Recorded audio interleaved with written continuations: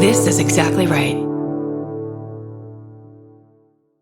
This episode is supported by FX's The Shards, a seductive drama from executive producer Ryan Murphy. Set in 1980s Los Angeles, the series follows a group of glamorous, deeply entangled high school seniors drawn into a life of wealth, beauty, parties, and excess. At its center is Brett, whose reality begins to unravel when the arrival of a new student coincides with a series of mysterious murders. FX's The Shards, now streaming on Hulu. Goodbye.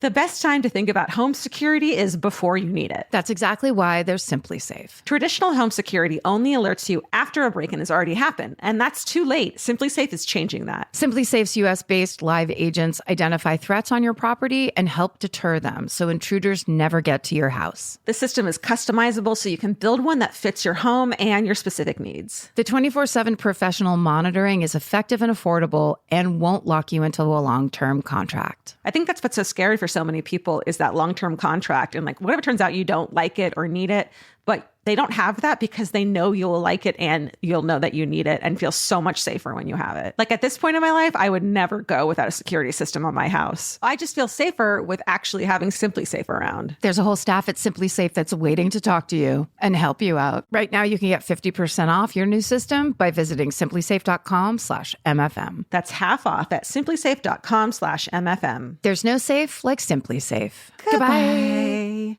Get into the Hyundai Getaway Sales Event and get away with a deal so right, it almost feels wrong. Right now, you can get great deals on Hyundai's most popular models, including the adventure-ready SUVs like the Hyundai Santa Fe or Santa Fe Hybrid and the Tucson or Tucson Hybrid. Plus, there's the bold and stylish Elantra loaded with the latest tech. Or go all-electric with the Ioniq 5 or the Ioniq 9. So get down to your local Hyundai dealer and get away with a deal you'll love during the Hyundai Getaway Sales Event. Visit HyundaiUSA.com for details. Goodbye. Hello.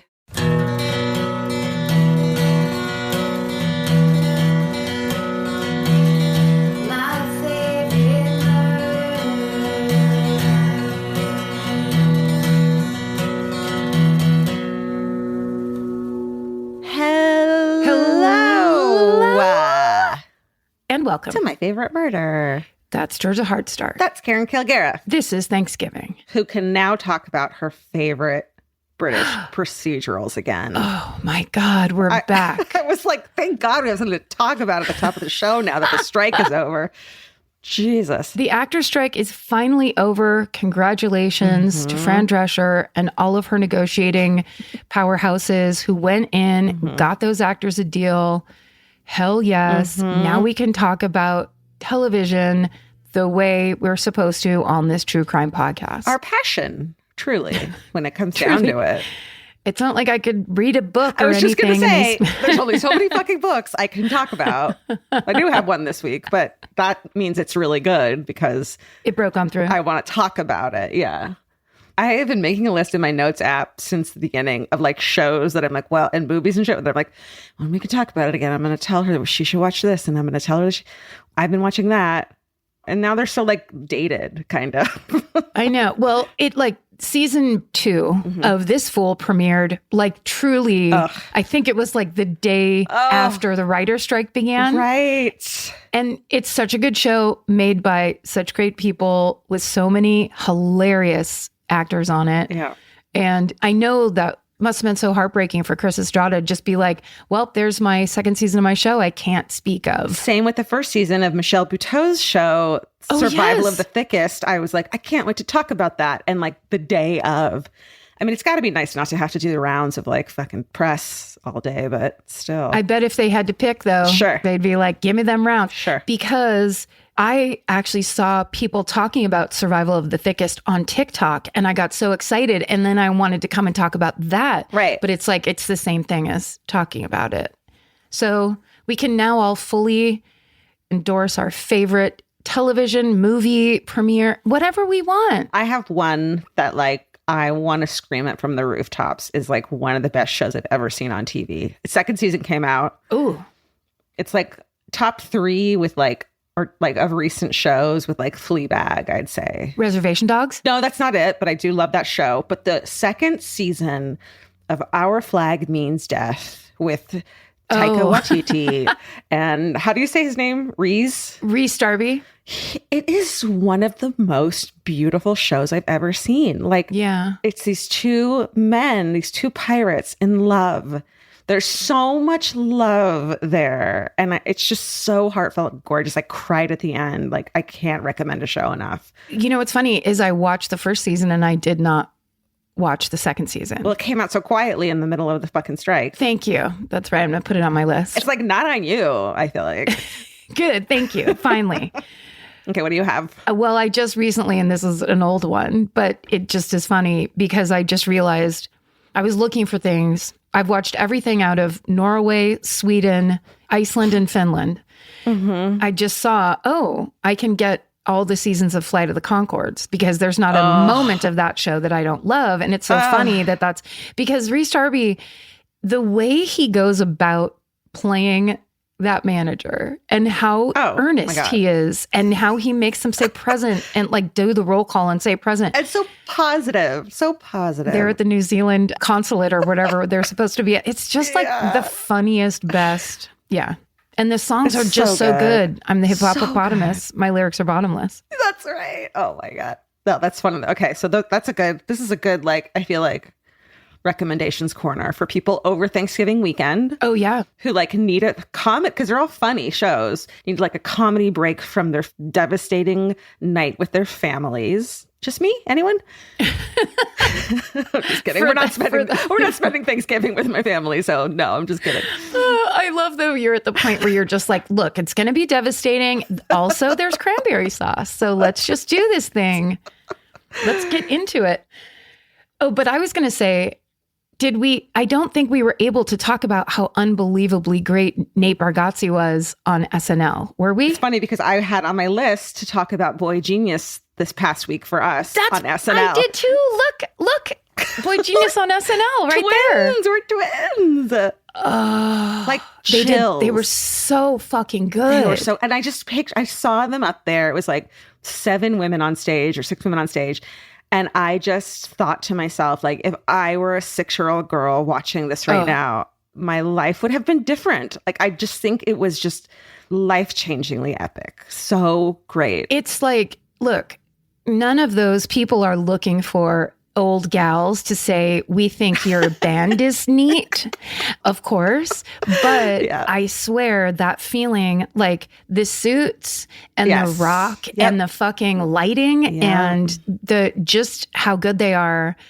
It was just, I just felt so, I guess, proud, but also exactly that thing of, you could find it, you know, the Go-Go's first album came out, I think I was 11. So you had to really go out of your way to be like girl bands and that vibe of like female power together. And like none of them are the lead singer. That was so cool too, where it's like you each contribute what you can and what you have. And it's just like all good. It's all good. It all works so well. Yeah, so good. So great. Mm-hmm.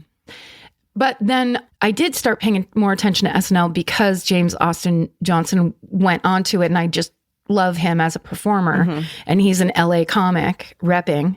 But then I thought I saw an interview with Nate Bargatze before I understood that he was the host. Wild. And I thought he got cast as a cast member. And I was like, that's so weird. He is like a touring gigantic comic. Yeah. It made sense because it was like, oh, that's right. They have to get people who can do comedy, but aren't like actors that'll get in trouble, you know, in that way. Right.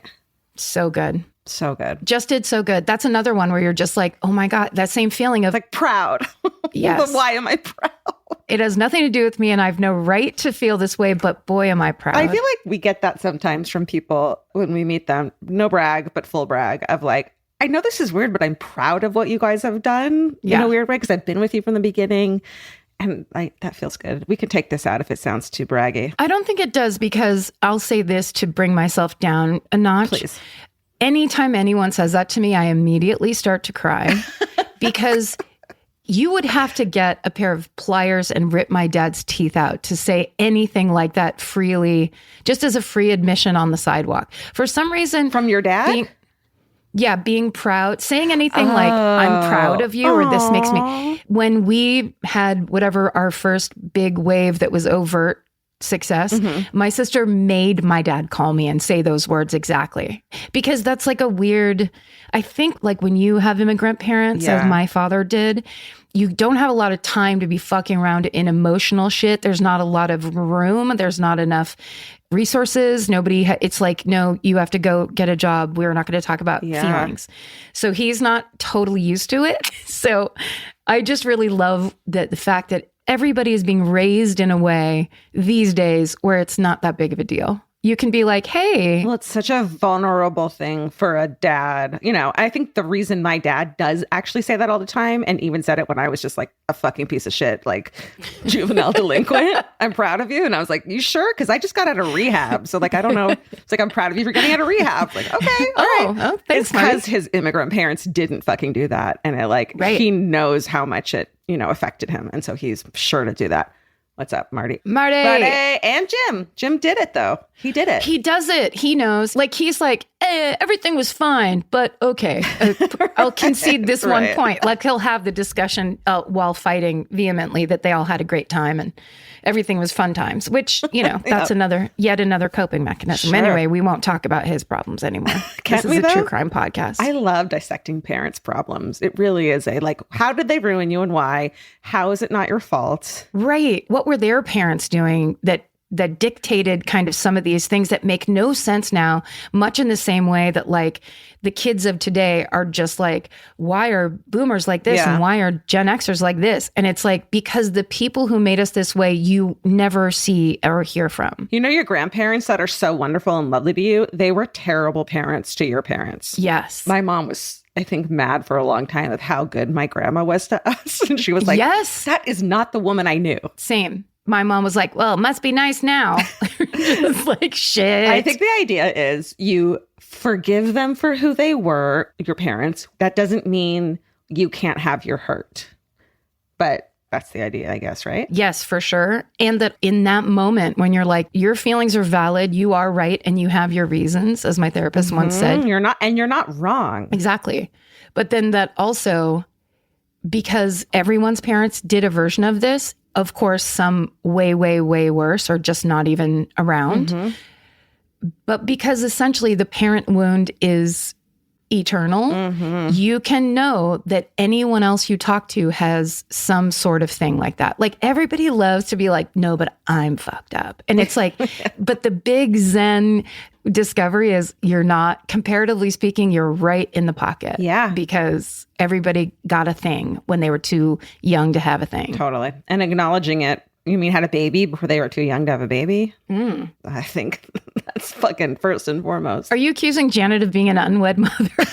No, because she was like almost 40 when she had me. So that doesn't even count. You know what I mean? Oh, shit. Yeah. She has no excuse. No. Thanksgiving. This is your content. Thanksgiving. You won't go, but you'll do it right here. Thanksgiving. Are you eating hot dogs alone? That's cool. Thanksgiving. Okay. I mean, all right. There's more, but we can do it next week instead. This podcast could be a whole recommendations corner. Oh, give us a recommendation just so we know where we are. Okay, in the not world. a TV show. Great. But a book I'm listening to it's one of the ones that I'm halfway through and I'm recommending it anyways because it is so good. I don't care how it ends. Another one of those. Sure. It's called The Future by Naomi Alderman. And it is right now in the middle, it's a pre-apocalyptic, strong female techie girl leads. And the apocalypse is coming. There's fucking tech billionaires that you hate. There's also like culty vibes. It's just like this adventure leading up to the apocalypse. It's like really exciting. It's so good. I love the characters. I highly recommend it. I applaud your bravery for being able to read fiction about an impending apocalypse where literally they're like, hey, there's a volcano that's about to go off in Iceland where they're like evacuating this, I believe it's the southwestern part of Iceland where the Blue Lagoon is, where I hope to go someday. And then there's also a volcano going off in Italy. Oh, and the whole floods in Italy too have been crazy, right? There were those floods. We're acting like weather was also affected by the actor strike. We could. No, it is very like, there is a lot of like, because it's like maybe 30 years in the future, so it's not that far away. She references the pandemic in 2021. You know what I mean? Like, Oh, okay. it's scary. And it's also like, there's no aliens coming down. It's like our own man-made fucked upness that is the reason that the apocalypse is coming, which is like, yeah. So it's Not hard. It's hard. That doesn't scare you worse. Yeah, but you don't think I love having anxiety? You don't think my baseline is I need anxiety to like thrive and survive? Shit, dude. I mean, then you know what? Then thrive and please survive.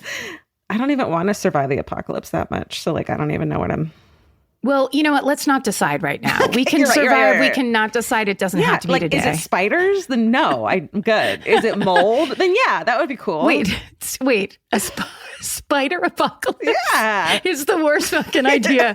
You just said there would be a ton, like every day. You're like, hey, I just got a cobweb in my mouth, and it just builds and builds until they're everywhere. Did you read about those people like maybe 10 years ago who bought a house and then it turned out like infested in a way that like spiders were coming out of the walls? No. And they had to fucking leave and like sued the past owners who didn't tell them that. What? It was infested with spiders in a way that they were unable to get rid of them. Like, Hold on. Are you thinking of the movie Arachnophobia because you weren't allowed to talk about it that during movie the actors' ruined strike? me. That movie was legit awful. When there were spiders coming out of the shower head. And then when they were in the slippers, I didn't shower for a long time after that movie when I was like 8. And my mom was like, you got to shower. And I'm like, what? I can't. Yeah. It's like, no, you have to monitor our fucking entertainment lady because that's what needs to be happening. Thanksgiving. Leave your kids unattended with that weird aunt that you don't really talk to that much. All right. All right, let's do this. Let's actually do this podcast. They're trying to get through this. It's Thanksgiving. Let's just give them. I know. Sorry. We're here with you. It's Thanksgiving. Hey, what's up? I love your room. It's so cute. This is our podcast network, Exactly Right Media Highlights. This week, Roz Hernandez's guest on Ghosted is actress Rachel True. You know her from The Craft, the iconic spooky movie of 1996. Aaron and Aaron have a new episode of This Podcast Will Kill You about lymphatic filariasis, also known as elephantiasis, not elephantitis, which we've all thought this entire time. I so want to jump in and correct you, but it's not that. It's not. It's elephantiasis, which causes part of the body to become grossly enlarged due to a lymphatic blockage. We've been pronouncing elephantitis incorrectly for hundreds of years. It's because of Breakfast Club. I blame the Breakfast Club. Okay. Oh, over on Lady to Lady, Babs, Tess, and Brandy are joined by comedian and Emmy-nominated Daily Show writer X Mayo. And lastly, we want to give a shout out to our own in-house graphic designer, Vanessa Lilac. In addition to brand new merch design, she's created the art for the show Buried Bones and Infamous International, which we love. And so she has our brand new merch design. Everything is fun and wearable. It doesn't scream, I'm wearing podcast merch. There's no F words on anything. It's really cute. I love the little heart. It's sweet. It's really sweet. Little heart MFM, and there's stars on things, which of course I love. So check everything out at myfavoritemurder.com. And we hope you love it too. Yeah, we just wanted to give Vanessa a shout out because it's so fun to have an in-house graphic designer that then goes like, oh, I have ideas for your merch. Yeah. And we're like, yay, let's see them. And then truly it was like looking through, I was like, is this a catalog? Like, what are we looking at? Yeah. Because it was like so good. Hearts and stars are like, do you know me? Oh my God. My Lucky Charms. We should just do a whole line of Lucky Charms MFM merch. Just get moons, sued. Hearts, moons, stars, clovers. I actually recently bought a box of Lucky Charms. There's a new thing. I think it's unicorns. Ooh. Vince bought a box at Halloween of the chocolate. What are the chocolate Lucky Charms that they have for Halloween? Count Chocula. Count Chocula. And he was like, have a bite. And I was like, okay. Then I ate the rest of his bowl and drank the milk out of it, which I haven't done since I was a kid. Like, that shit is legit.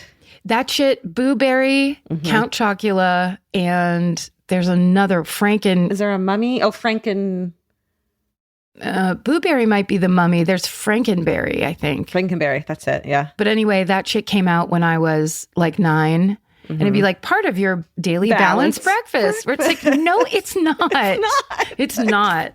But those ones, we never got to get that cereal unless we were on like summer vacation. There was a special reason to do it. So then it was like way over. Your special reason now is being an adult, I feel like. My special reason is every day is sugar cereal day, and I have 4 boxes of it on my counter, and I can have any kind I want whenever I want. But make sure you have it with oat milk so it's healthy. You know what I have is a small glass of orange juice, 2 pieces of toast cut diagonally, just like the commercial, where I'd be like, hey, no one made me toast. Yeah. I had to get these Cheerios myself. Yeah. Yeah. The Hulu original series Furious is now streaming on Hulu and Hulu on Disney+. From Liz Merriweather, the Emmy-nominated executive producer of Dying for Sex and The Dropout, comes a gripping psychological thriller. Starring Emmy Rossum, Furious follows Alice Black, a rookie FBI agent on the hunt for Catherine, a mysterious and calculating female serial killer. It's Alice's first case on the job, and she's already bitten off more than she can chew. While Alice believes justice is achieved through law enforcement, Catherine has lost all faith in the legal system. She's taken it upon herself to terrorize the rich and powerful men of New York in her pursuit of vengeance. As Alice and Catherine's twisted game of cat and mouse unfolds, the lines between good and evil and right and wrong begin to blur. With shocking crimes, tangled relationships, and secrets that change everything, Alice discovers there's a thin line between hunter and prey. Watch the Hulu original series, Furious. Now streaming on Hulu and Hulu on Disney Plus for bundle subscribers. Terms apply. Goodbye. In the summer, healthy habits are easy to keep. Until you leave the house. You walk out the door, and the next thing you know, you're barefoot and feral in a gas station candy aisle. That's why Kachava makes it easy to maintain your routines. Kachava is an all-in-one nutrition shake, and now it comes in new travel packs. Every packet gives you a simple shake with protein, fiber, vitamins and minerals, greens, probiotics, omegas, electrolytes, and more. They're easy to toss into a bag, easy to take on the road, and a simple way to stick with your normal wellness habits, even when your schedule changes. Man, that Kachava matcha in the individual packs is like my dream snack. It's exactly what I need and want in between the like not great meals I'm eating for lunch and the snacks I would have had anyways that are terrible for me. Like this is something I feel like I'm treating myself when I take. You're treating yourself to vitamins, fiber, all these things that your body really wants and needs and kind of craves that it does seem like it takes a big effort to get. So now you're getting it all in one packet and in a little drink you like. Take your daily ritual with you. Go to Kachava.com and use code MFM for 15% off your first order. That's Kachava, KACHAVA.com, code MFM. Goodbye. Summers for adventures, road trips, and adding a whole lot of miles to your car. That's why it's worth stopping at Valvoline Instant Oil Change first. If you need an oil change, make the smart stop at Valvoline Instant Oil Change before you hit the highway. Their trained techs can help you get road trip ready with an oil change and an 18-point maintenance check included with every oil change, checking your tire pressure, wipers, lights, and more. That means they're checking important things before you're halfway to your aunt's house with no cell service. And these aren't just any techs. Valvoline Instant Oil Change techs complete over 270 hours of training, so your car's in capable hands. The best part, you can stay in your car and you're in and out in about 15 minutes. So before your next long summer ride, pull into Valvoline Instant Oil Change. Valvoline Instant Oil Change. Change wisely. Goodbye. Okay, should I start? Sure. Let's get to the business of true crime podcasting right now, because that other part is a highly contested portion of our show. The first 15 minutes after 8 years, still getting complaints about it. Love it. We love the interaction. We love hearing opinions. We love entertaining other concepts and then going, yeah, you know what? No, we're going to do it our way. That's right. This story that I'm going to tell you right now, Georgia. Okay. First of all, someone named Claire D'Angelia suggested it to us over on Instagram. So thank you, Claire. What are you doing Good over idea. there, Karen? I wasn't on there. Oh, it was someone else. Got it. So this story takes place in late March of 1982, where at Alpine Meadows on the northwest side of Lake Tahoe. Did you ever go to Alpine Meadows? No. In the 80s? No, we didn't do Tahoe. Not Tahoe people, yeah. No. In California, Lake Tahoe is a very specific place to go in the summer and the winter, but it's mostly for the really ski ski-based people. And boating people. Yes, boating people. My friend Alicia Gonzalez once yelled at her boyfriend who invited her to go to Tahoe, and she screamed, "I'm not white," at him, which is one of my favorite lines of all time. Alicia Gonzalez. That's how I kind of felt from Irvine. It was like, well, Jewish people don't go there. Right. Right. Skiing families were just a very specific set, I think. Yeah. My dad tried it with us because he had nothing to do with us every other weekend when we were with him. It was like, oh no, what do I do with these kids? And, someone always cried at the end. Yeah. It's like, I don't know. I think you have to start young with parents who know it and get it. Yeah. And you don't have to rent your fucking jacket from ski lodge or whatever. And also there's nothing worse at the end of the day, those rented like bib overall snow pants that like you've been going down a snowy hill on a disc a bunch of times because you took your skis off and now you're just soaking wet. Yep. Because nothing's waterproof. The whites of your eyes get sunburned if you don't wear fucking goggles or whatever. I'm positive I've told you this story. And then I swear to God, I did start. That's why we're talking about this. The first time we ever went skiing in Tahoe, of the outfit that we rented, the one thing I got to buy and keep were mirrored Varney sunglasses, not the brand name. Yeah. And my sister got the same ones as I did. And so I could see myself perfectly in my sister's sunglasses. And I was so distracted by my own image that I didn't listen to anything that the ski instructor said when he's like pizza and French fries or whatever, right? Like teaching you how to stop and everything. So we went to go down the bunny hill the first time and I just had no idea what to do. And then I got to the bottom. I was like, thanks so much. I'm going to be taking these skis off. Going to go find my mom in the lodge. At the lodge. But you looked great. At least you knew you looked great in those sunglasses. I really did. I had a kicky, cute haircut, some fun bangs. I was like, this is going great. And then I was like, except for the part where I don't know how to ski and now we're skiing. Anyway. Okay. So that's a little background for everybody. It's a lot of background for everybody. It's March. So it is like early spring. And basically everyone's flocking to the area because they're trying to get in their last few runs of the ski season. But what they don't know is they're about to be hit by an unprecedented early spring storm, which will end up being a devastating event that both changed and claimed lives. This is the story of the 1982 Alpine Meadows Avalanche. Ooh. The main source I'll be using today is the 2021 documentary Buried, the 1982 Alpine Meadows Avalanche, which you can watch right now on Netflix. I saw it trending on Netflix and I was like, oh, that's weird. That's the story I'm about to do. I don't know which came first, but the documentary is from 2 years ago. So that's a good family Thanksgiving watch. I don't know why I'm insisting on bringing up Thanksgiving over and over again. Got to. It's because it's current and you love current events. I really do. I'm sure I didn't watch it because the idea of an avalanche makes me so claustrophobic that like I just can't even. It's scary. Of all the disaster stories that we've told, is that your worst one? Yeah. I won't even go in a changing room. Like if I'm going to try on clothes, I wear a skirt and like a thin top to like just throw on by a mirror. Just do it right there on the floor? Yeah. I'm like, that's how claustrophobic I get is I can't go in a changing room. So the idea of an avalanche and being unable to move is a nightmare for me. It's so true. So there are going to be some parts that I'm going to then point out before I describe them to you because I can handle it. Yeah. Okay. It's awful. So it's Wednesday, March 31st, 1982. And this late spring storm has been dumping huge amounts of snow onto the slopes at Alpine Meadows. Between 6 and 7 feet of snow have fallen since March 27th when this storm first rolled in. So that might sound like good news for people in the ski business, but the amount of snowfall has slowly become not great to bad to overwhelming. And the storm has brought gusts of wind of up to 100 miles an hour. Ooh.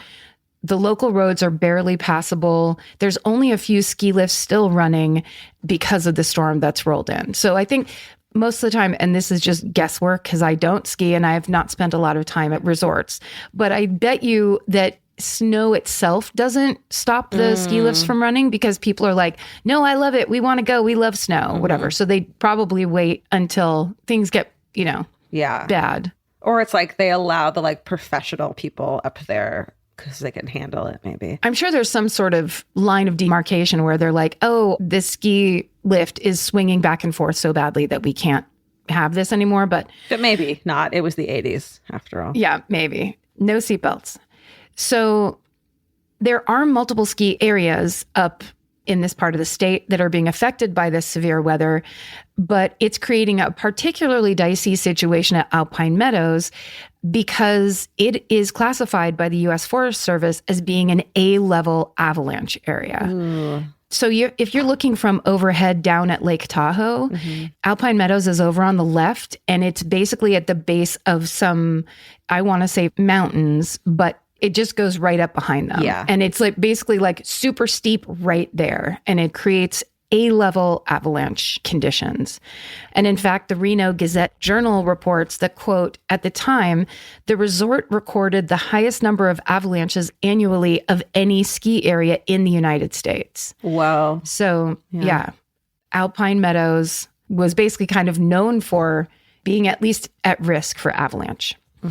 So because of that A-level classification, the crew at Alpine was always on a diligent avalanche control program that required daily maintenance of the ski slopes.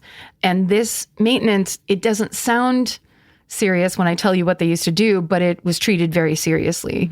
So each morning, members of the ski patrol, they would break off into teams, and then they'd head up into the mountain to what are called the starting zones, which are the spots the resort's avalanche forecasters have pinpointed as being particularly high risk for breakage and slides. And then the crews basically go up, they try to beat nature to the punch by triggering mini avalanches before a real, major one can happen. In March of 1982, it's reported Alpine Meadows has around 300 of these starting zones. So it's an enormous task. Yeah. They basically have to go out and try to trigger avalanches every day. I just hope those people got paid well, because that isn't a great job. No. Well, it's the early 80s. I don't really know about their pay. I think minimum wage is the same as it is now. Yeah, So- I think they've been able to keep minimum wage where it was in 1982. But because it's ski resort, this team, the ski patrol, is made up of majority young outdoorsy guys who live for skiing. So the idea of getting paid anything at all to throw on gear, head up to those starting zones and use rifles, explosives, and even military grade ammunition Whoa. to blow up packed snow is probably a dream come true. Yeah, for kind of them. pays for itself when you're that guy. Not to generalize, I'm sure there were some shy poets in there as well, but for the most part, they're just like, yeah, give me that stick of dynamite. I'll be right back. Yeah. So this storm on this day that we're talking about is creating a lot of work for the ski patrol, trying to just keep pace with this snowfall. So normally they'd go out and do it once and they'd be done for a while because it doesn't snow that often. Because it's accumulating, they have to basically keep up with it. Plus, whiteout conditions are making it not only hard for them to see their starting zone targets, but very dangerous, if not impossible, to access them. So it gets to the point where their normal avalanche prevention routine is being basically impacted by this storm that just kind of won't quit. And as members of the ski patrol work toward the resort's ridgeline, Alpine Meadows' beloved mountain manager, a 40-year-old man named Bernie Kingery, is working in the Summit Terminal building, which is at the base of the slopes. So this building is a 3-story wooden A-frame building, just like you see everywhere in like the snow areas. And it houses, among other things, a lift control room, administrative offices, a ski school, and locker rooms for the staff. So Bernie is not only an avalanche expert in his own right, but he is the captain of the ship that is Alpine Meadows. So right now, his job is to figure out how he's going to keep his staff safe as more and more snow dumps onto the area, and they need to go out and do this avalanche prevention work to keep everybody else safe. As this day is going on, it doesn't take long for Bernie to realize that they have to shut down Alpine Meadows, and most staffers will need to go home until the mountain can be stabilized and all of the avalanche mitigation tactics have been used. So to do this, Bernie will ask a skeleton crew of ski patrollers to stay on to continue carrying out the avalanche control measures basically as the storm goes. And they'll blast the starting zones, and then a few of them will be tasked to basically warn drivers against entering the area. So they have to kind of protect anywhere the snow might come down from the mountain. So, you know, they want to make sure people aren't like, hey, can we still ski over there? Whatever. So, of course, this is 1982, so it's a pre-cell phone era. Most Alpine Meadows employees basically find out that they're closing the place through word of mouth. Oh, cool. So just like, you know, you probably have to go up. If somebody's up at the top of the mountain, get up there and tell them. Or if somebody's coming down, it's like, remember to tell them when they get back or whatever. Go to the hot dog stand and like let them know. Yeah, go to all the main places where you're hanging out. But word gets around, and eventually they start calling the employees that were supposed to come in that day, including 22-year-old ski lift operator Anna Conrad. She's from Glendora, California, but she goes to UC Davis. Was Glendora near Irvine? No, I don't think so. I think it's near Pasadena, isn't it? You just think it sounds nice? I've just seen it when I look for estate sales, so it sounds familiar. Oh, yeah. Mm-hmm. So Anna's from Glendora, but she goes to UC Davis, which is 2 hours away from Alpine Meadows. And Anna's an active member of the UC Davis Ski Club. She's taken survival training courses. She's passionate about the outdoors and about skiing. And that's why she went up and took the job at Alpine Meadows. And of course, she is thrilled to have the day off, because her boyfriend, Frank Yeatman, is visiting her for spring break because he also goes to UC Davis. That's where they met. So Anna and Frank pass the morning cooped up inside, which is like the phrase cooped up I disagree with. No, they're fine. You mean my absolute dream to be snowed in with my boyfriend and just like sitting around? Yeah. The greatest. They're like college kids. They're not cooped. Yeah. There's no cooping here. No. So they hang out with some of Anna's friends. They play some board games. They, try to stay cozy in the cold weather. But by the early afternoon, they both want some fresh air. So even though it's terrible weather, Anna and Frank decide that they're going to go cross-country skiing. That'll cure their cabin fever. But Anna needs to grab a pair of ski pants out of her work locker. So their first stop will be at Alpine's Summit Terminal building, which is a mile away from her rented cabin. So it's all very walking distance. Mm-hmm. Neither Anna or Frank are aware of this increasing avalanche risk that everyone at Alpine is dealing with that day. When they arrive at the Summit Terminal building, Bernie's giving careful instructions to staffers Jeff Scover, Tad DeFelice, and Randy Buck, the three most 80s names I've ever heard in my life. Say them again. Jeff Scover, yep. Tad DeFelice, and Randy Buck, who broke my heart. He broke my heart. Why, Randy? Doesn't Randy Buck sound like a guy who'd be like, I never said that? Yeah. You'd be like, wait, what? Good old Randy Buck. And you're like, you said you didn't have a girlfriend, Randy. Randy, God damn it. So these are the guys that are going to be tasked with guarding the main access road and turning back any visitors or people coming close by. Also, there's 22-year-old Beth Morrow, who assists Bernie with his avalanche control duties. So Anna and Frank say hello to the group, and they go up the staircase to the second floor locker room. And as they do, Bernie picks up the phone, and he dials the assistant director of Ski Patrol, 32-year-old Larry Haywood. And then, so what happens from here on is because Larry Haywood tells the story in the documentary. Uh-oh. Yes.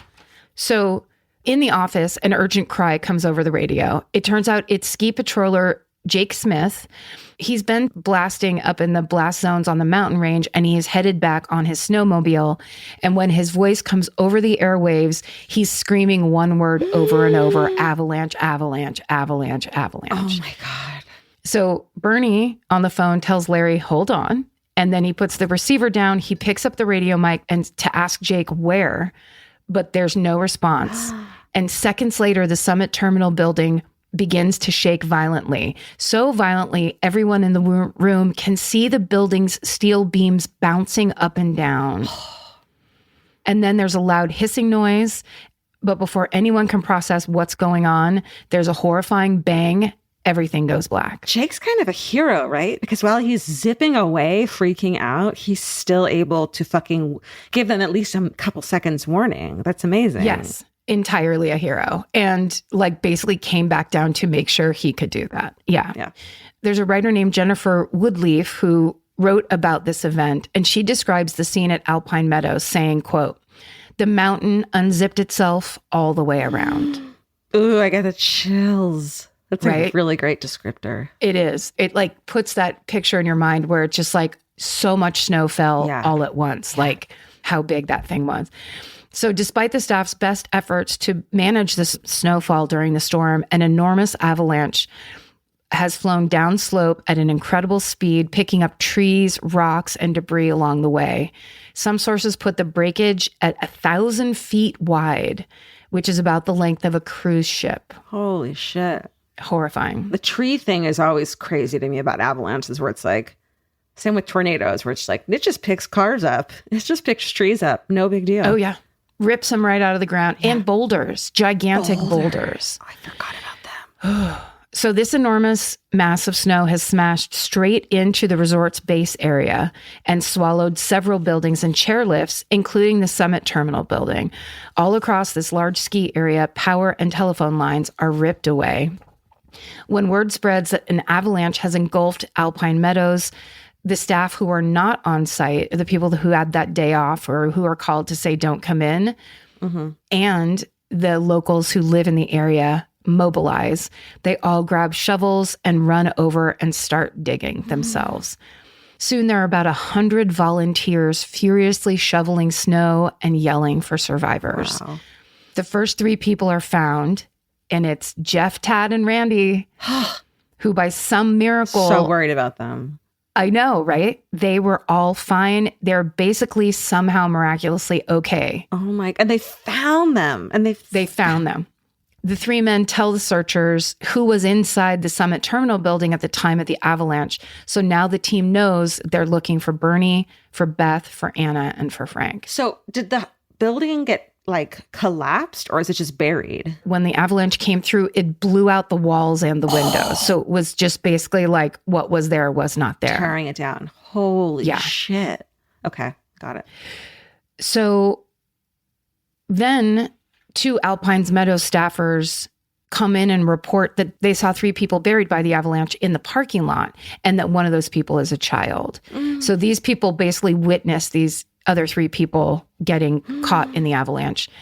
And the 3 people are soon identified as a Eureka-based surgeon named Leroy Bud Nelson and Bud's 11-year-old daughter, Laura, and then a man named David Hahn.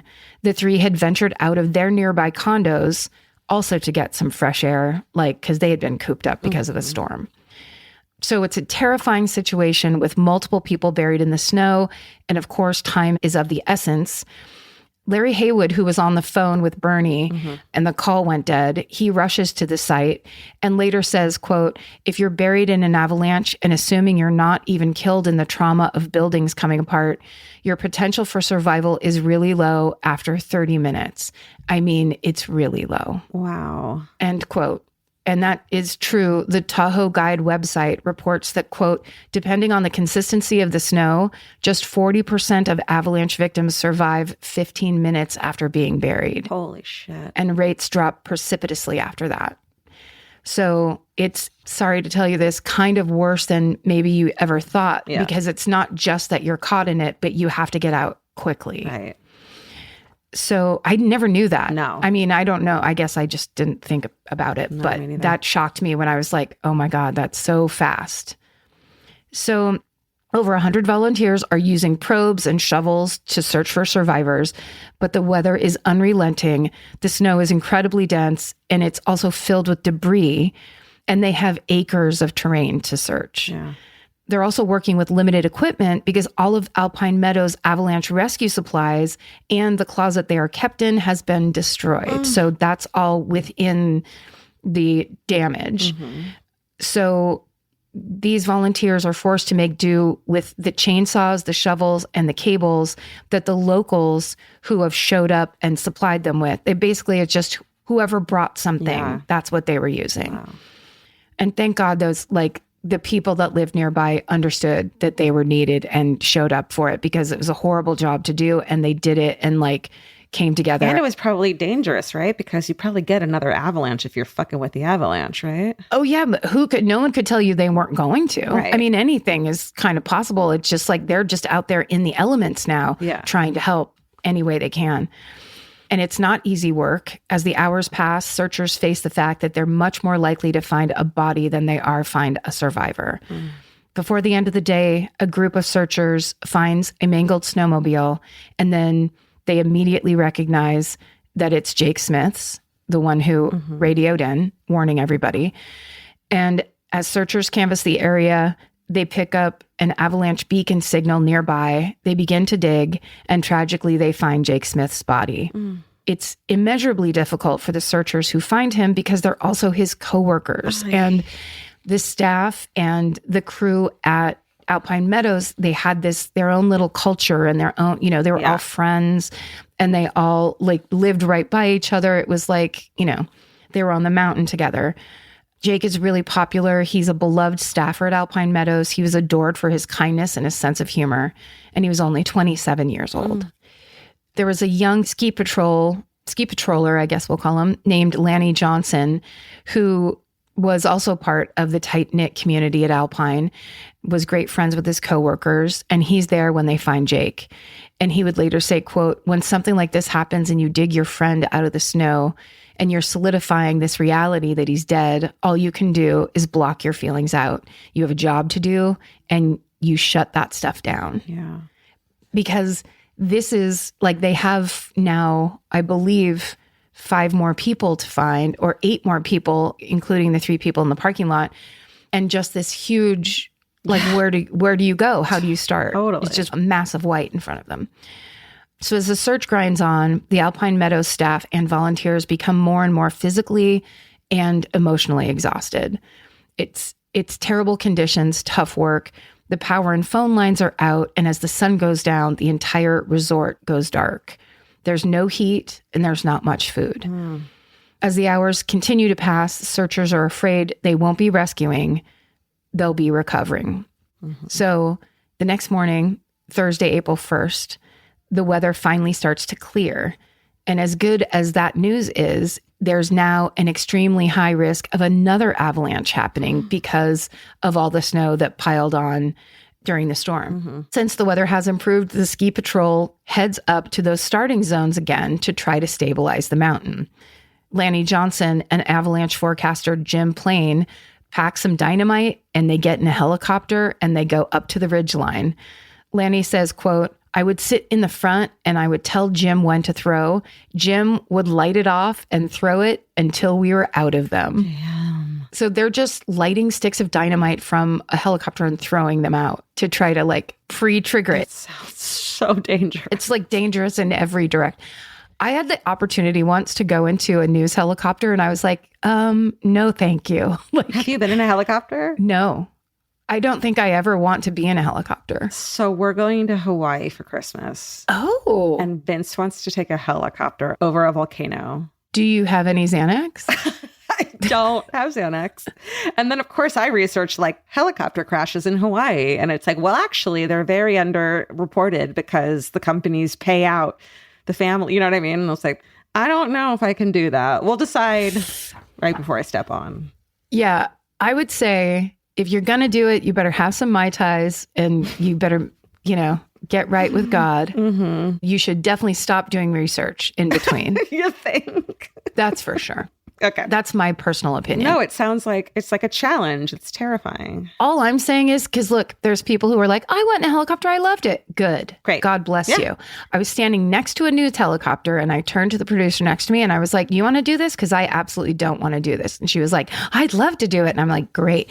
And it was not, I'd never thought about it. I didn't think it would be an issue. It was not that. And then the moment I was like supposed to do it, I was like, I will be suffering the entire time. Were you bummed that like everything was fine? So you actually could have gone on it and it would have been fine? Not to say you wanted them to crash. I was bummed I wasn't proven right by a horrible crash. Georgia! I think too many. Too many things. Yeah. Okay. So in the early afternoon, when they get all that done, it's deemed safe. Volunteers are able to then continue the search in the resort's base area. And that is when, sadly, they find the body of 11-year-old Laura Nelson. She was close to where her father was discovered the day before. The searchers also locate 22-year-old Beth Morrow. She was 100 feet away from where she last sat with her coworkers in the Summit Terminal building. Oh my God. So that also kind of gives you a sense of the power of the snow moving like that. But then also just that idea of like, it kills me to think about that like communal feeling that they all had, like hanging out in that building, trying to problem solve. It was part of the job. This is what they did. They loved to do it. No, that's so tragic. Yep. Then the volunteers find the body of 22-year-old Frank Yeatman, who was Anna's boyfriend who came to visit her. Lanny Johnson will later say, quote, "When we pulled him away, this was the first time I got what I call FaceTime. If you want to minimize PTSD, when you go to a scene, minimize FaceTime." He did not look happy. As a matter of fact, he looked horrified. And it was frozen in that position. But at the same time, I had a job to do. Stuff the anxiety. Don't pay attention to it. You're working. FaceTime. I mean, that's just it is. The people that were like the seasonal crew at Alpine Meadows were not prepared, I'm sure not trained to be digging for the bodies of their friends and coworkers. I mean, it sounds like they're soldiers, but soldiers are trained to deal with that. Yeah. Holy shit. So Lanny does his best to bury his emotions, and instead he turns to logic because he realizes that Frank was found in or near the employee locker room, and that means Anna could be somewhere close by. So he starts yelling, Anna, if you're in there, we're coming to get you. Just like if she's there and can hear him. But Lanny's theory doesn't pay off. The day ends with no more discoveries. Oh my God. Now it's Friday, April 2nd. 2 days have passed since the avalanche. But that break in the storm is ended, and now more severe weather has rolled in. So at this point, nearly 9.5 feet of snow has fallen at Alpine Meadows. Wind gusts are picking back up. The wind is now between 75 and 125 miles an hour, and it's hammering that dense snowpack on the ridges above the resort. Once again, the crew's in a tough spot. Not only do these conditions make it nearly impossible to conduct a search for the remaining missing people, but again, they hamper the ski patrol's avalanche control measures. So with each passing hour, the avalanche danger builds. But the search continues for Bernie and Anna. Among the volunteers that have shown up to help people dig and search, there are a few rescue dogs. And these are the early days of using dogs in search and rescue efforts, in avalanche search and rescue efforts in the US. And so for a while, these dogs that were at least here, they didn't seem like they were being helpful per se. One dog found someone's lunch in the snow. Another found a mouse. So it would be like the dog would indicate, everyone would get excited, and then it wouldn't be the thing they wanted. And so, of course, they're like, oh, these dogs aren't that useful. Yeah. Also, the scene itself is so chaotic. The dogs are picking up on a million scents. They can't focus. Like there's things where things wouldn't be or shouldn't be. So it's not like a normal situation.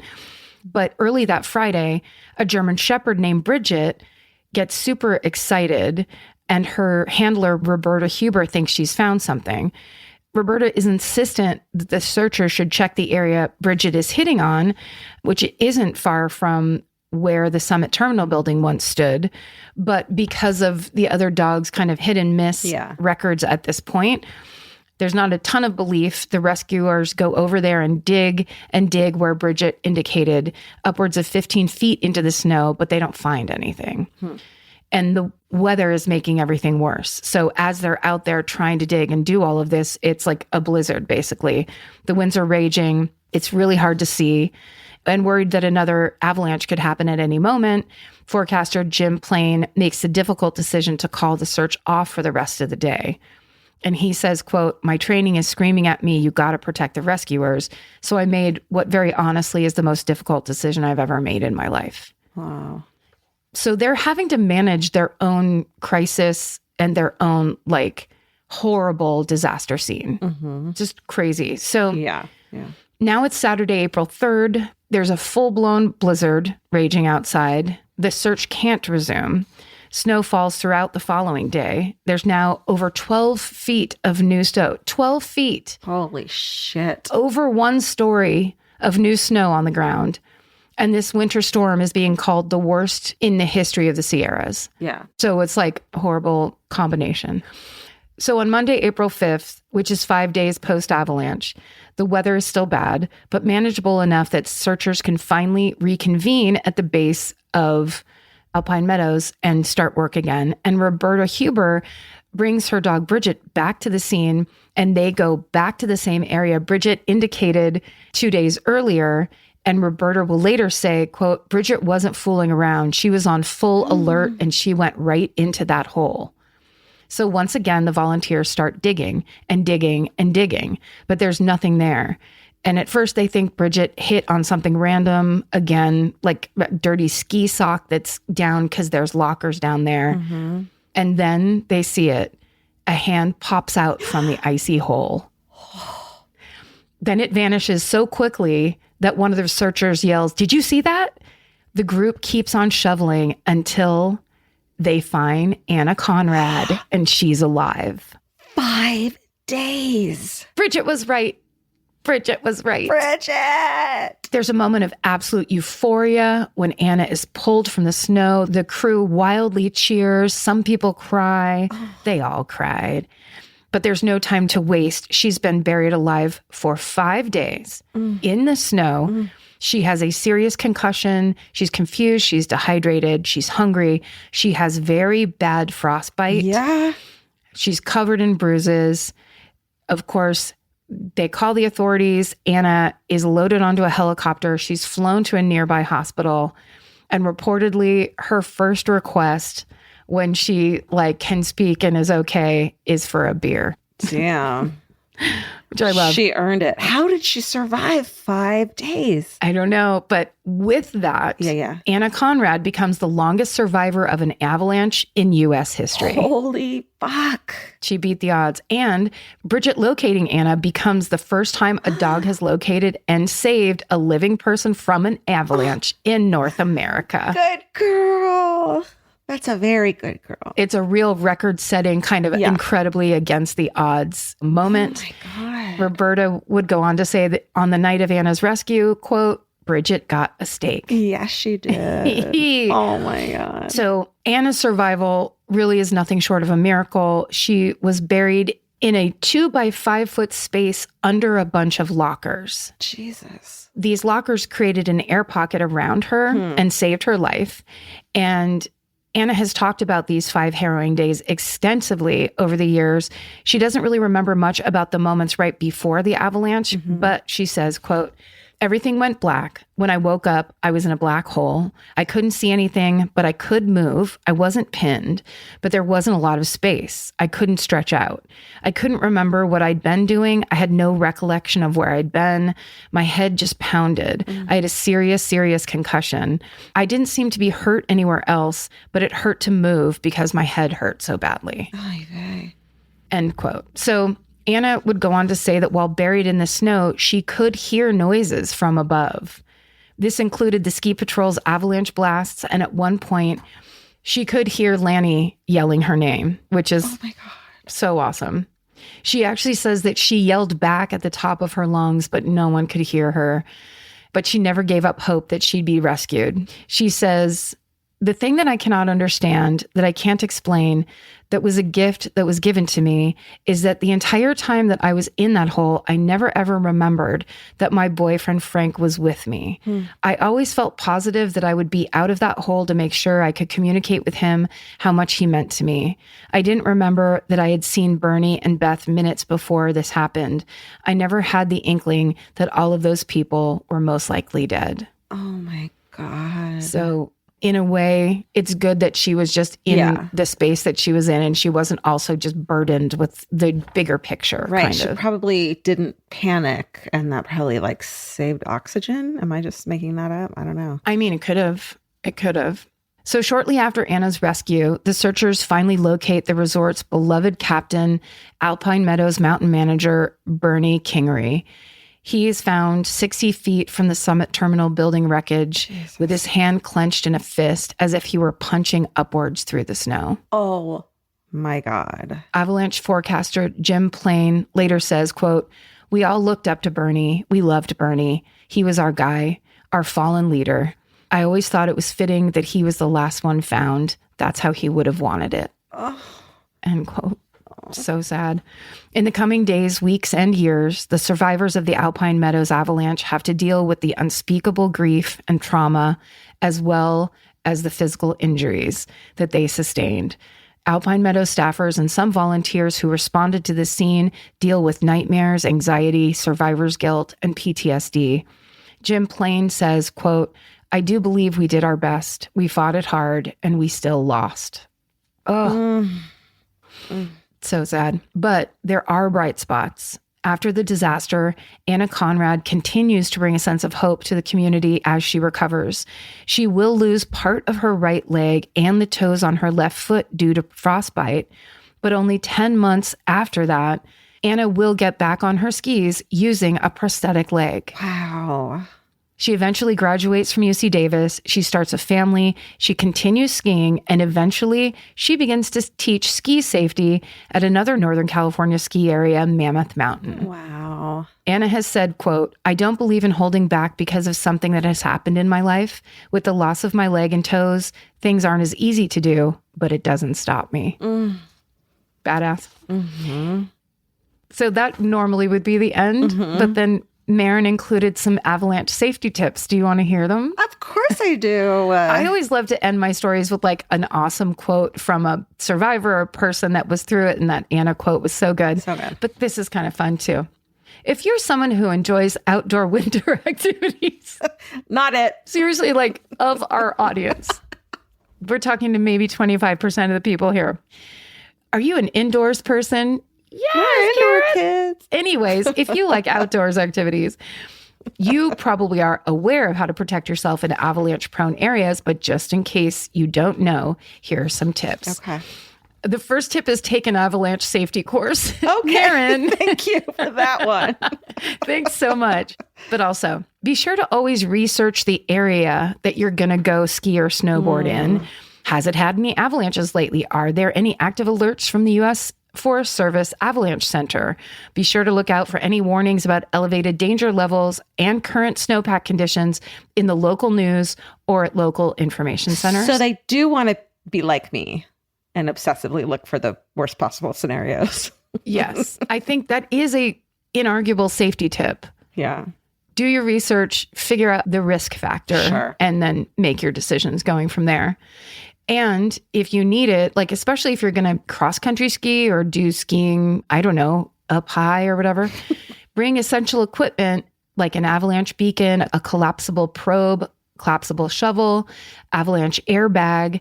And if you wear a helmet, it not only protects your head from injury, but it can also create an air pocket for you. Wow. Yeah. Never don't wear your helmet. Yeah. Finally, when you're skiing or snowboarding, be sure to travel with a group and be a big nerd and talk with that group through a potential communication plan and maybe even a rescue plan. Okay. And bring a dog.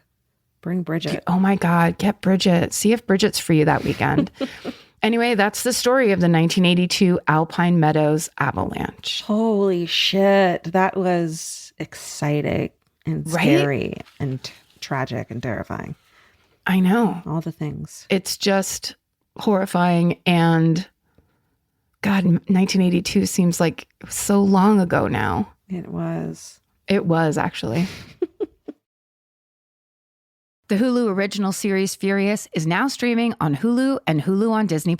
From Liz Merriweather, the Emmy-nominated executive producer of Dying for Sex and The Dropout, comes a gripping psychological thriller. Starring Emmy Rossum, Furious follows Alice Black, a rookie FBI agent on the hunt for Catherine, a mysterious and calculating female serial killer. It's Alice's first case on the job, and she's already bitten off more than she can chew. While Alice believes justice is achieved through law enforcement, Catherine has lost all faith in the legal system. She's taken it upon herself to terrorize the rich and powerful men of New York in her pursuit of vengeance. As Alice and Catherine's twisted game of cat and mouse unfolds, the lines between good and evil and right and wrong begin to blur. With shocking crimes, tangled relationships, and secrets that change everything, Alice discovers there's a thin line between hunter and prey. Watch the Hulu original series, Furious. Now streaming on Hulu and Hulu on Disney Plus for bundle subscribers. Terms apply. Goodbye. Summer's for adventures, road trips, and adding a whole lot of miles to your car. That's why it's worth stopping at Valvoline Instant Oil Change first. If you need an oil change, make the smart stop at Valvoline Instant Oil Change before you hit the highway. Their trained techs can help you get road trip ready with an oil change and an 18-point maintenance check included with every oil change, checking your tire pressure, wipers, lights, and more. That means they're checking important things before you're halfway to your aunt's house with no cell service. And these aren't just any techs. Valvoline Instant Oil Change techs complete over 270 hours of training, so your car's in capable hands. The best part, you can stay in your car and you're in and out in about 15 minutes. So before your next long summer ride, pull into Valvoline Instant Oil Change. Valvoline Instant Oil Change. Change wisely. Goodbye. Goodbye. If you're always on the lookout for a great audiobook or just want help figuring out what to listen to next, there's a podcast you should know about. It's called Earsay, the Audible and iHeart Audio Book Club, hosted by Cal Penn. Each episode takes a closer look at some of the most talked about new audiobooks on Audible, spanning a wide range of genres from sci-fi and literary fiction to rom-coms, thrillers, and comedy. Cal is joined by guests who dig into what these stories are about, what makes them stand out as audiobooks, and why they're connecting with listeners right now. If you're looking for your next listen, this is a great place to start. Listen to Earsay, the Audible and iHeart Audiobook Club on the iHeartRadio app, Apple Podcasts, or wherever you get your podcasts. Goodbye. Changing directions as we like to do. Okay. This is an old-timey one. It starts in 1857, your favorite period. I love that era. In fucking England. Your favorite place and era. Is this borderline Victorian England? Holy shit. Have you been watching Bodies on Netflix? I haven't, but I've heard about it. The time-traveling murder mystery. That starts in Victorian England? You'll love it. It's very interesting. Okay. So my story today is about a man who was instrumental in giving us the Oxford English Dictionary. Oh. Which is our most complete record of the history of the English language, which I'll get into. But before he helped with this immense project, he killed a man. Oh. This is the sad tale of William Chester Minor. My main source for today is a book that you may have heard of. Originally, the book was called The Professor and the Madman. But that is now a title that the author, Simon Winchester, isn't comfortable with, because the word madman is antiquated and offensive in regard to mental illness. So the name of the book is now The Surgeon of Crowthorne by Simon Winchester. But I think most people remember the book, The Professor and the Madman. Right. It's a good book. Anyways, that's all to say that in 1857, a group of British academics and intellectuals proposed an ambitious project to create a better dictionary than what is currently available. And you're like, well, what is currently available? I was going to ask that, actually. Right? And I was curious, too. It's prompted in part by the desire that they want, like, regular people, common folks, to be able to read the Bible. But also there are no real standards around spelling and meanings. Oh. So they want people who aren't intellectuals to be able to read the Bible and understand it, and for them to communicate better. And just to demonstrate how badly a fuller English dictionary was needed, the first solely English dictionary, which was Robert Cowdrey's A Tale Alphabetical, published in 1604, only had around 3,000 words in it. He was like, we're just going to do top 3,000. Yeah. Let us know your votes. What would the BuzzFeed article be? Like, I saw the top 3,000 words and I almost died. And they're all from the Bible. Biblical. And more recent dictionary made by Samuel Johnson in 1747, so still a fucking 100 years ago, still only had around like about 43,000 words in it, which sounds like a lot, but that's not enough. It's not enough for how I need to express myself. No way. Just try that. Those just had words also. So the idea for this ambitious project would give a full history of the English language with all the words, their origins, their uses, and how those uses had changed over time. So it was really almost just like making a Yellow Pages for words. And kids, the Yellow Pages is an old book we used to get for free. Oh, man. Well, I didn't think about that one. Because we're from Victorian England, too. It was a booster seat. The project changes hands and stalls out multiple times for the first 20 years. So it's just kind of an idea. It's slowly being built, but it is a huge undertaking. So it's like one person's idea as opposed to like a company that makes big books or something. Yes, it's British academics and intellectuals. They want to make it. So in 1879, a man named Dr. James Murray takes over the project, and he brings it to Oxford University. Hey. Which dedicates resources to creating the new dictionary and becomes the publisher. So this is where it like really gets legs. This is where it really firms up. This is where it gets called the Oxford English Dictionary. Now it's all making sense to me. Now it all comes together. Words are important. Mm-hmm. Dr. Murray works in a little building on the Oxford University grounds that he names the Scriptorium. Oh.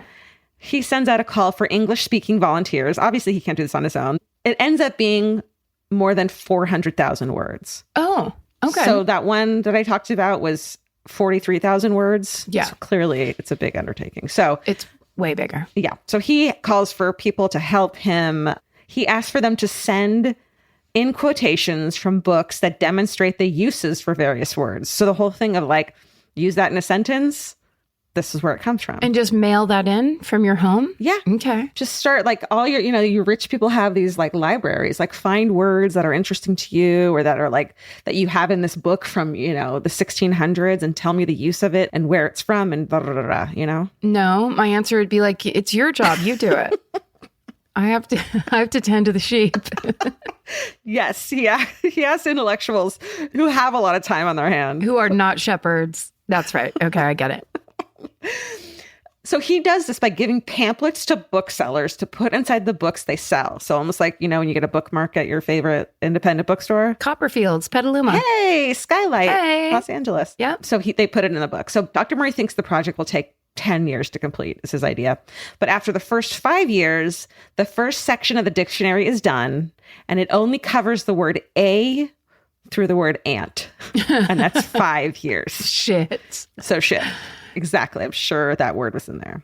Over the next 10 years, thanks to the help of lots of volunteers, the work starts to move a bit faster. One volunteer in particular has made more contributions to the dictionary than anyone else, like star people over here. He is a Dr. W.C. Minor, a surgeon living in Crowthorne, England. One evening, Dr. Murray is entertaining a guest at the Scriptorium. It's an American, a head librarian from Harvard. The Harvard librarian tells Dr. Murray that he had warmed the hearts of many Americans by specifically referencing the contributions of this Dr. Minor person in the preface to the section of the dictionary that had already been published. So they put out the A through ant, and he thanks this Dr. Minor, who he doesn't know, but had kept sending in words and contributed a lot. Dr. Murray is confused. So the Harvard librarian, why are you guys so thankful for me thanking him? He's helped. So the librarian explains, Dr. Minor is an American, so that's cool, who killed a man in London. Oh. So it's interesting that you're thanking him, essentially. He does live in the town of Crowthorne, but he lives there as a patient in what was then known as the Broadmoor Criminal Lunatic Asylum. Oh, Broadmoor's back. Here it is again. It was legendary, that place. Yeah. So let's talk about this W.C. Minor. William Chester Minor is born in 1834 in Ceylon, a former British colony, which is now Sri Lanka. Mm-hmm. His parents are missionaries, which is and he is a part of an aristocratic American family who have been in Connecticut since the mid 1600s. So they're pinkies out, highfalutin. These are ski people. right? Definitely ski people. Yeah, ski people, Like for ski, sure. like season people. They do not rent. They own their own ski pants. For Chalet. They own a fucking chalet, I bet. William's family belonged to the Congregationalist Church, which grew out of Puritanism. Is it Puritanism? So when William is 3 years old, his No, mother I died. just, sorry, you just mispronounced. Oh, Puritanism. I thought you were like, oh, yeah, them. I know you were like, good job making conversation. Which grew out of Puritanism. So as you can imagine, it's very conservative. Yeah. So when William is 3 years old, his mother dies of tuberculosis, or what was then called consumption. And his father quickly remarries, and William has 6 half-siblings from that marriage, though some die in childhood. So the mission accommodations are rustic, the library is full of books, and the school is excellent. So William gets a good education, and the family travels extensively, particularly to Southeast Asia. William grows into a man whose friends describe him as sensitive and highly courteous, very bookish, very gentle. He attends Yale Medical School. And the process is different from modern medical school. I feel like it's probably a lot harder now than it was then. I would imagine so. Yeah. I feel like you just watch a lot of like dissections back then. And then you're like, you're a doctor now. And then you just like inhale, what is it? What's the stuff that you like? Ether? Yes. Oh, That's what Curious George inhaled. Remember when? I don't know what did you know. That's my favorite part of that book. When he inhales ether and then is like X'd out, his eyes are X's. I don't remember that at all. Were you thinking of the Nick too? When they're like, I was thinking of the Nick and I could not think of the name. got it. Great show. So I switched to Curious George. The next obvious conclusion. Curious George. Oh, man. Not great. Is there ether in that cup you're drinking out of? Okay, it takes around the same amount of time. So after all his education and apprenticeship, it's 1863, and he's 29 years old when he becomes a doctor. The Civil War is underway. It's about halfway through. So William joins the Union Army as a surgeon. After a year or so of working at an Army hospital in New Haven, he is sent to the front in Virginia and is thrust for the first time directly into the extreme violence going on.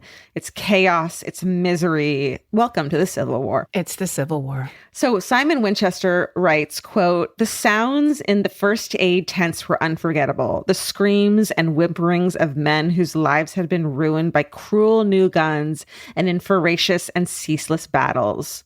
Some 360,000 federal troops died in the war, and so did 258,000 Confederates. And for everyone who died of wounds caused by the new weapons, so too died from incidental infection, illness, and poor hygiene." End quote. So like, Rough. not okay. There's a reason that in many of our other favorite pieces of fiction, there's always a ex-Civil War doctor who goes on to become whatever, blank, alcoholic or addict or whatever, because those doctors saw a lot of horrible shit and had to manage. Yeah. And then just come home. Like there was no such thing as PTSD or... No. That's a modern invention. Yeah. That's right. Wow. So the particular battle he is sent to, the Battle of the Wilderness, which already sounds like a bad time, has all the hallmark gruesomeness of a Civil War battle. It's fought in dense forest and brush, so all the fighting is essentially hand to hand. Oh. That face-to-face thing you were just talking about. Yeah, I'm not good. Right? But there's an added horror, and that is a massive forest fire that breaks out in the middle of the battle, so injured soldiers are burned alive. Oh, God. So he's this kid from aristocratic family, goes to become a doctor, and suddenly is seeing these horrors of war. As I'm sure there's so many stories like those. This particular battle, and in the Civil War in general, there's a huge problem with desertion because there is an actual fire to run from in the Battle of the Wilderness. Desertion rates are particularly high. There are various punishments for desertion, but one of them is for the deserter to have the letter D branded into his skin. Wait, that can't count, though, if your surroundings are on fire. Like, that's crazy. And guess who they made brand these soldiers? The doctor? That's right. the doctor who has taken an oath of taking care of his patients, they force them to brand these Horrible. poor soldiers.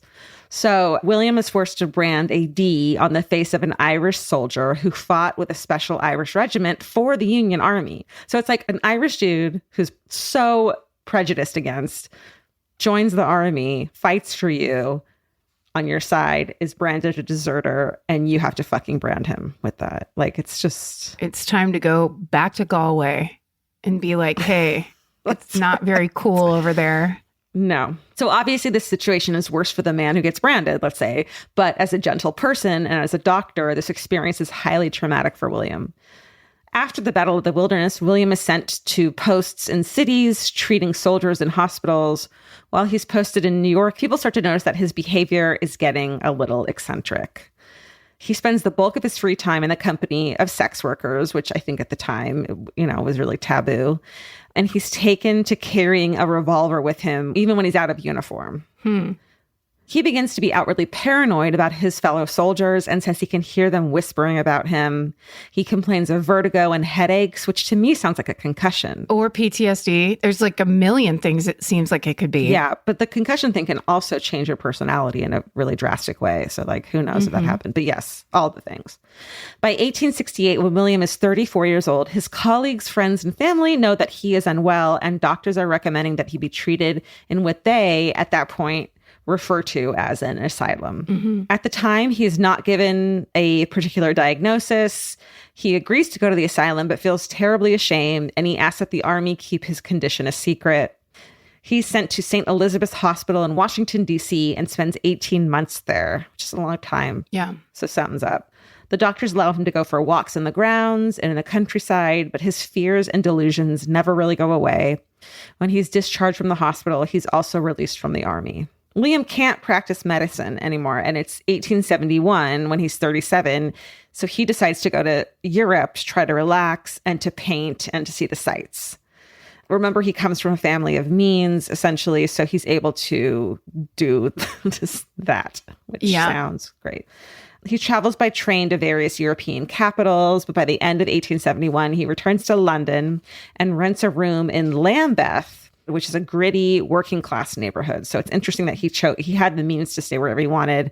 He chose there, but it might be because this is one of Victorian London's most active red light districts.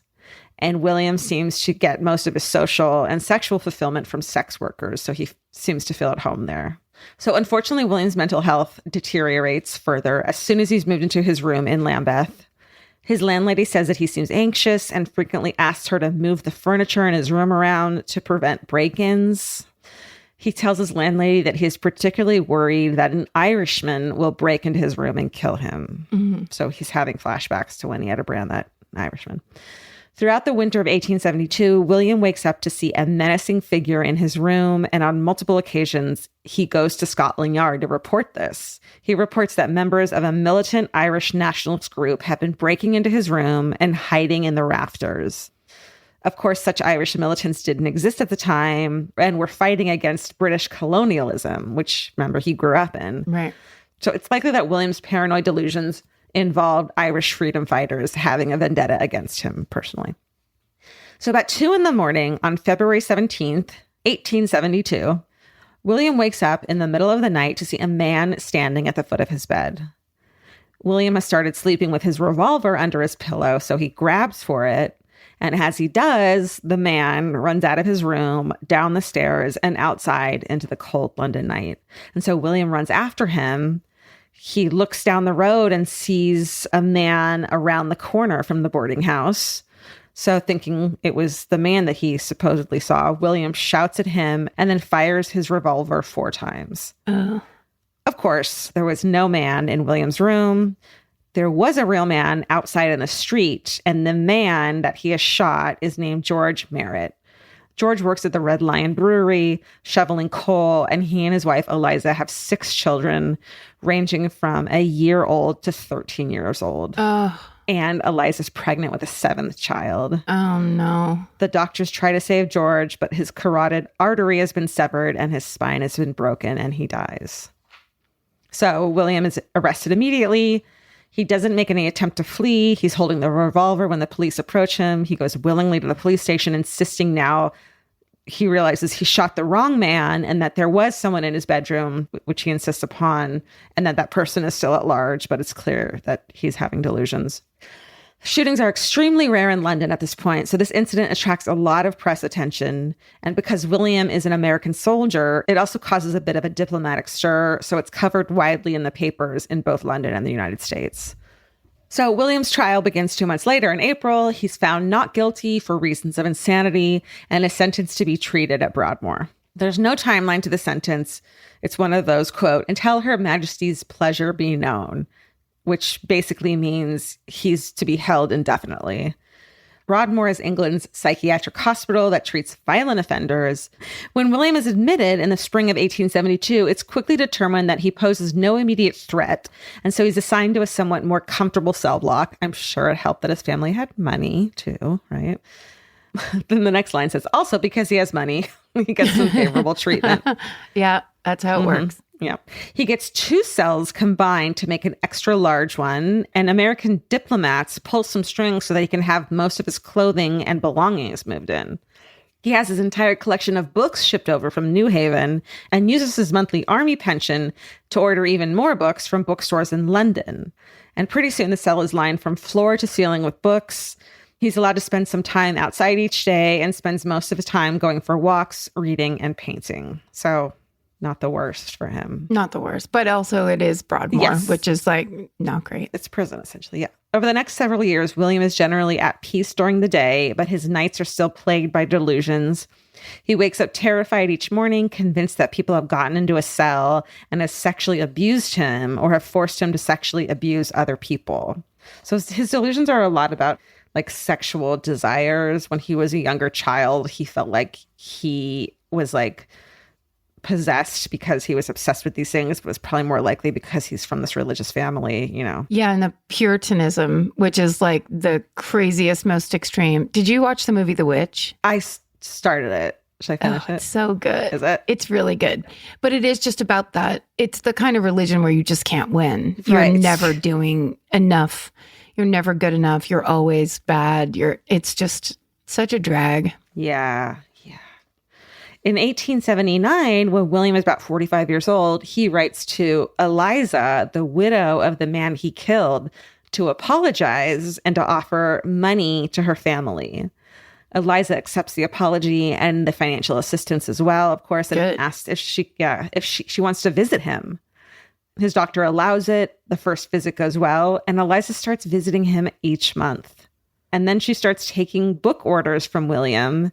And so each time she visits, she brings some, and he gives her money to buy more. I was going to say, I'm so happy to hear that he was giving her money because he has it to give. Mm-hmm. And a woman being widowed, pregnant with her 7th child is the beginning of every Dickens story, Totally. basically. Like, here comes a very sad story. So the idea that it's not just him sitting there buying himself books, Yeah. it's like he's actually helping. And then she's probably like, wow, thank God you're helping. I'll help you too. I mean, he reached out to apologize, which means like what he wasn't. In his right mind. Yeah, he wasn't in his right mind, but when he was, he knew right from wrong, and he wanted to atone for that. So Right. it's amazing that she accepted it. Yeah, it is. So incredible. So in one of the books that she delivers, William discovers a pamphlet asking for volunteers to help compile the Oxford English Dictionary. And we're back. Because he already has such an extensive book collection at his disposal, William's able to get started right away. He works out a meticulous system, which is essentially his own index of words. It's an alphabetical list of every interesting word he comes across, and it notes every reference to that word in each book in his collection. So he's basically Ask Jeeves, like from way back. And also he has a purpose that isn't being a doctor, which is probably triggering to his PTSD.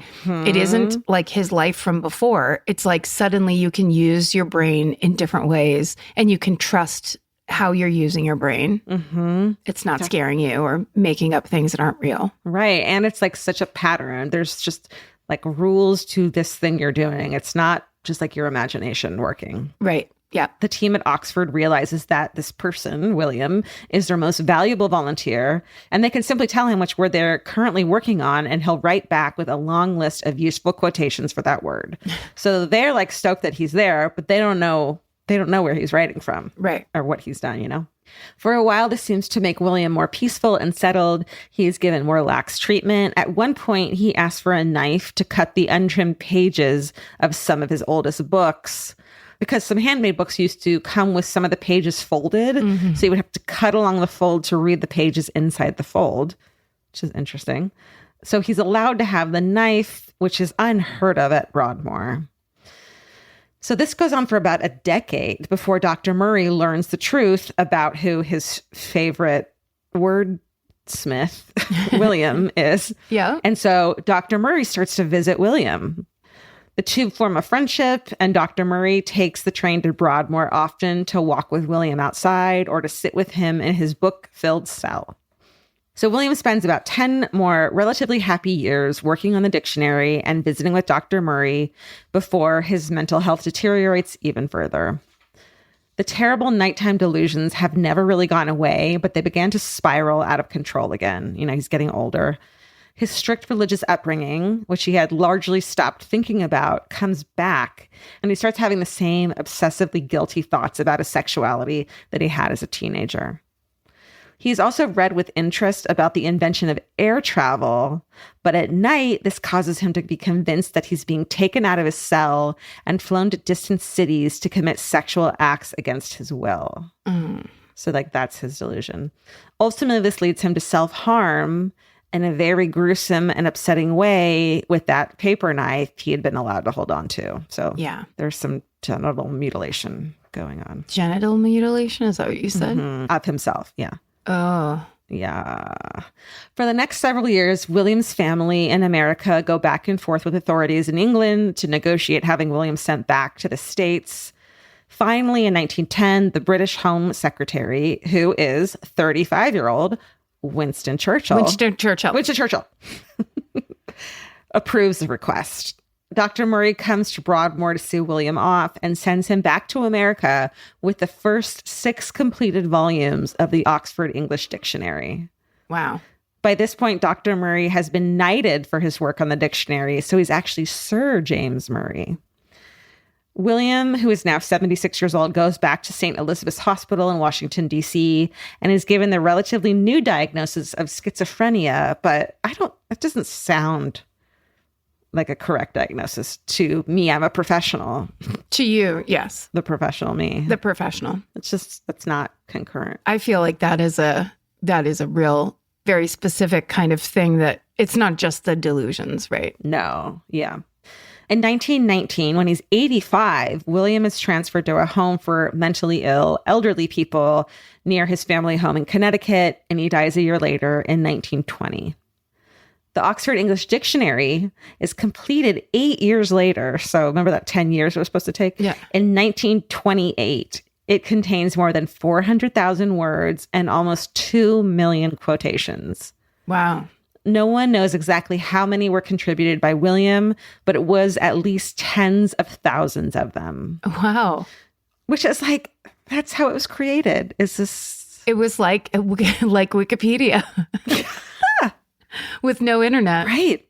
William's collection of books that he had can be found in Oxford University's famous Bodleian libraries, so that his books still exist.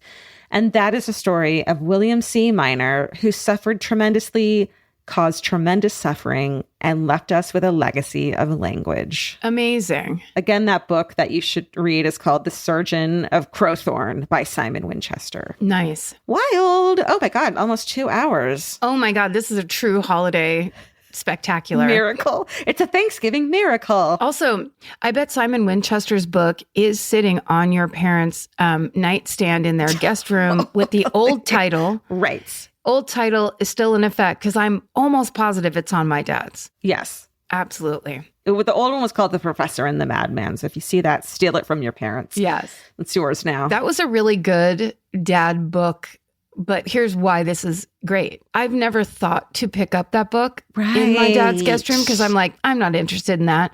I was riveted the entire time. It couldn't be more compelling. And also just that idea of like a man who then kind of served after he served, continued serving. And did a horrible thing, but not in his right mind. Right. And like people contain multitudes. And I think that widow really, she's the hero of this. Eliza. Where it's just like, oh yeah, you can apologize. Yes, you can. And also we can be friends. And I don't know.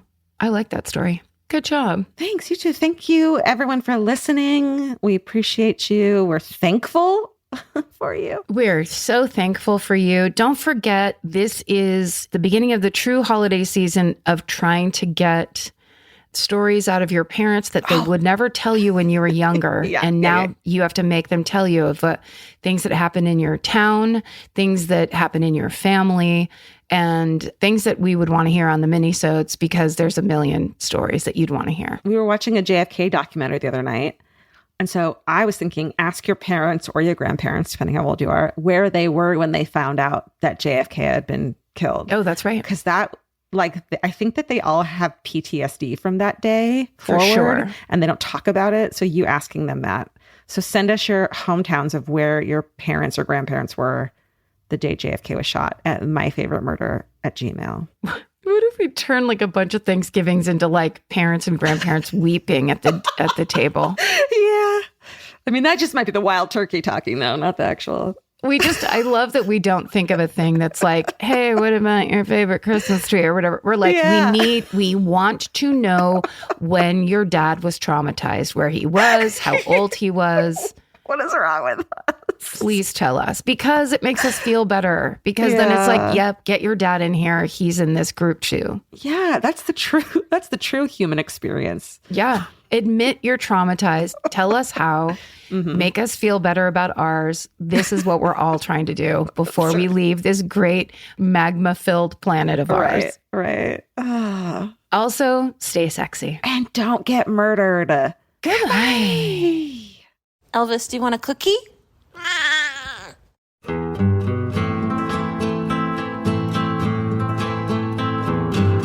This has been an Exactly Right production. Our senior producer is Alejandra Keck. Our managing producer is Hannah Kyle Creighton. Our editor is Aristotle Acevedo. This episode was mixed by Liana Squillace. Our researchers are Maren McClashin and Allie Elkin. Email your hometowns to myfavoritemurder@gmail.com. Follow the show on Instagram and Facebook at myfavoritemurder and Twitter at myfavemurder. Goodbye. The best time to think about home security is before you need it. That's exactly why there's Simply Safe. Traditional home security only alerts you after a break-in has already happened, and that's too late. Simply Safe is changing that. Simply Safe's US-based live agents identify threats on your property and help deter them so intruders never get to your house. The system is customizable so you can build one that fits your home and your specific needs. The 24/7 professional monitoring is effective and affordable and won't lock you into a long-term contract. I think that's what's so scary for so many people is that long-term contract. And like, what if it turns out you don't like it or need it, but they don't have that because they know you'll like it and you'll know that you need it and feel so much safer when you have it. Like at this point in my life, I would never go without a security system on my house. I just feel safer with actually having Simply Safe around. There's a whole staff at Simply Safe that's waiting to talk to you and help you out. Right now, you can get 50% off your new system by visiting simplysafe.com/MFM. That's half off at simplysafe.com/MFM. There's no safe like Simply Safe. Goodbye. The kids are back in school. Now it's your turn to head back to the beach. During Cheap Caribbean's Back to Beach sale, save $200 site-wide on vacation packages of 4 nights or more with code 200BEACH. Trade school drop-offs for beach walks, lunch boxes for beach bars, and your daily routine for adults-only relaxation. Use code 200BEACH and get more beach for less money. Book your beach vacay today at cheapcaribbean.com. Goodbye. Bye. Hello, beautiful. I'm Amy Errett, founder of Madison Reed, a hair color company I named after my daughter. I started Madison Reed because I believe women deserve better. Better ingredients, better results, and the freedom to color on your terms. Color at home with our permanent hair color kit in less time and for less than a typical salon. It's a salon in a box for rich dimensional color and 100% gray coverage. Try our 10-minute root touch-up kit for a permanent root refresh, or our hair and brow mascara to cover stray grays on the go. Or visit one of our 95-plus hair color bars nationwide and let our licensed pro colorist color your hair for you. Visit madison-reed.com and join more than 5 million women who've made the switch to our award-winning color. Confident, bold, unstoppable. That's the power of Madison Reed.